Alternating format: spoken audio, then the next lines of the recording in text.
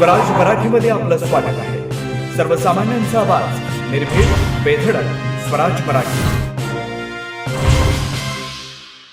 विविध शासकीय कार्यालयातील कामकाजाचा दर्जा वृद्धिंगत व्हावा, प्रशासकीय कामकाज गतिमान व्हावं, तसेच शासकीय कामकाजामध्ये सुसूत्रता यावी यासाठी माननीय मुख्यमंत्री महाराष्ट्र राज्य मुंबई यांच्या संकल्पनेतील 100 दिवस कृती आराखडा योजना संपूर्ण राज्यभर राबवण्यात येतोय। सदर योजना सांगली जिल्ह्यामध्ये प्रभावीपणे राबवण्याबाबत माननीय श्री संदीप घुगे पोलीस अधीक्षक सांगली यांनी जिल्ह्यातील सर्व पोलीस ठाण्यास आदेश दिले होते। माननीय श्री संदीप घुगे पोलीस अधीक्षक सांगली, माननीय श्रीमती रितू खोकर अप्पर पोलीस अधीक्षक सांगली, तसेच माननीय श्री प्रणिल गिल्डा उपविभागीय पोलीस अधिकारी मिरज विभाग यांच्या मार्गदर्शनाखाली संदीप शिंदे सहाय्यक पोलीस निरीक्षक प्रभारी महात्मा गांधी चौक पोलीस ठाणे मिरज यांनी 100 दिवस कृती आराखडा ही संकल्पना प्रभावीपणे राबवण्यासाठी कारवाई करत मुद्देमाल निर्गती या प्रवर्गाखाली कारवाई करण्याबाबत आदेशित केलं होतं।